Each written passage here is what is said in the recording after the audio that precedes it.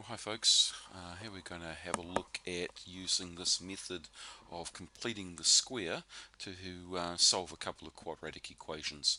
So this is the part from OneNote that you should have been looking at, and when you get to this stage here, hopefully this link will be active at that stage and you can watch this video. Obviously you would be active if you are watching this video. So we're going to have a look at solving this quadratic here, and then we'll have a look at this one here as well. So I'm just going to move this off to the side and let's start up this piece of software here. Okay, so solving this quadratic equation using this method of completing the square. Okay, one thing I would ask you to note is that this quadratic here, if you try and use the method of factorizing, well, good luck to you, because the factors of 6 are either 6 and 1, 3 and 2, they're your possibilities. None of those combinations, 6 and 1 or 3 and 2, are going to give you an 8 in any way.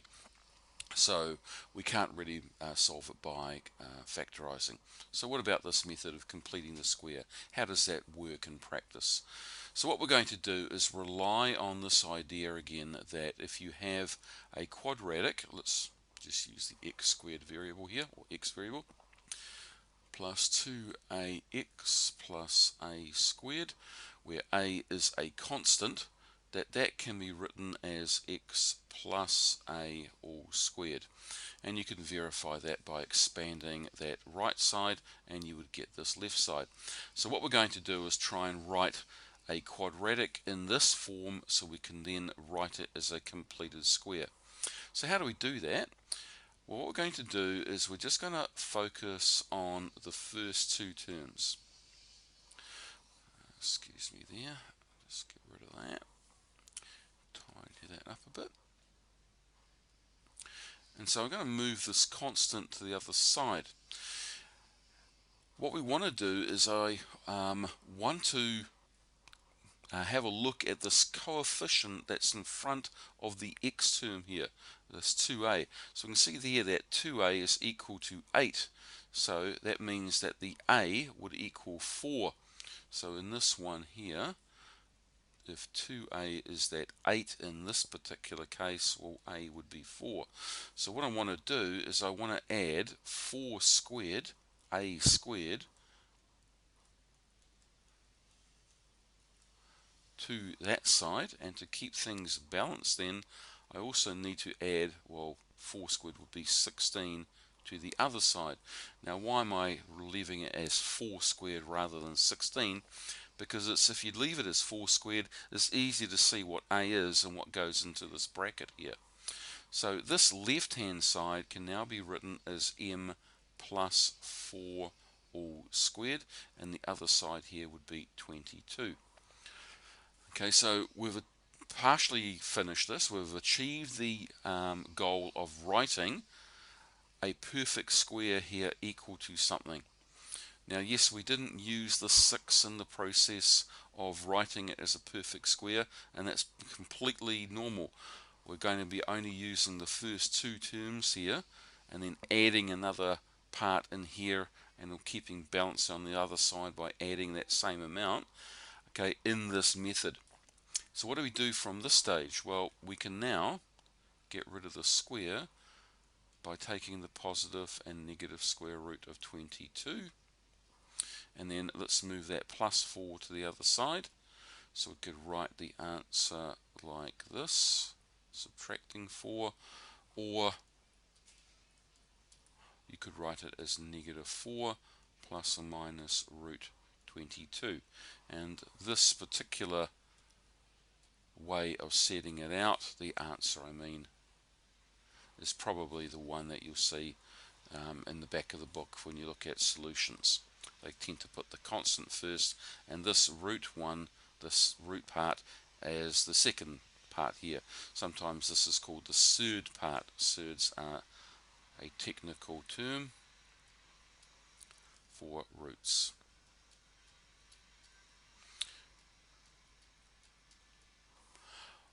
Okay, so that was that first example. Alright, let's have a look at a second example.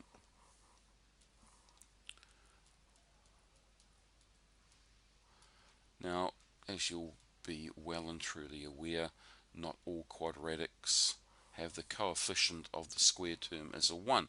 Sometimes you get questions like this one.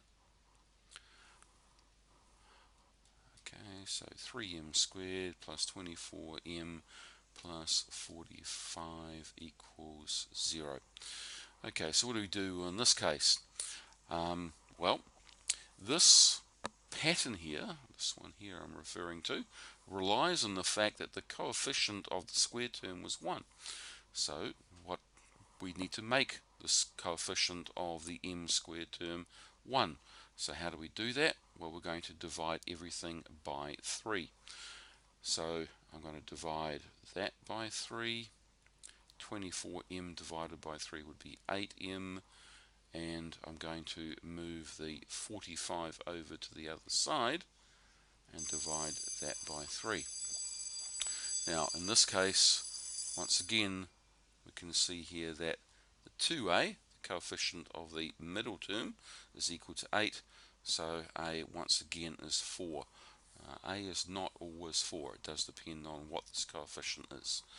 But moving through some pretty similar steps, I'm going to add 4 squared to this side, and not a plus sign but a equal sign needed. Negative 45 over 3 plus 16. Now just a note here that 16 is equal to, well, how many thirds? It would be 48 thirds. Okay, and why am I going to need to know that? Because I need to add these two things here. So we'll get to that in a second. Left hand side, m plus 4 all squared. Adding these two things here. So putting a bit of working in. Okay, so that's 16 is 48 thirds. So we get negative 45 thirds plus 48 thirds. That'll be 3 thirds, or in other words, 1. Okay, moving on through. Take the positive and negative square root of 1. Okay, and because I'm running out of room here, can I fit things in? Yes, I think I can. So negative 4 plus and minus root 1. Well, that actually can be gone a little further, can't we? Okay, because the positive root of 1 is 1. Negative 4 plus 1 would be negative 3. And the negative root of 1 would be negative 1. Notice I'm not taking the square root of negative 1. It's the negative root of 1. There's a big difference.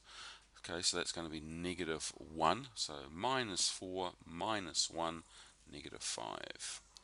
So what does that mean? It actually meant that this here, this particular example, could have been done by the factorization method, because we're getting these integer roots here, or solutions. Okay folks, there's a couple of examples of completing the square. Okay, catch you in class.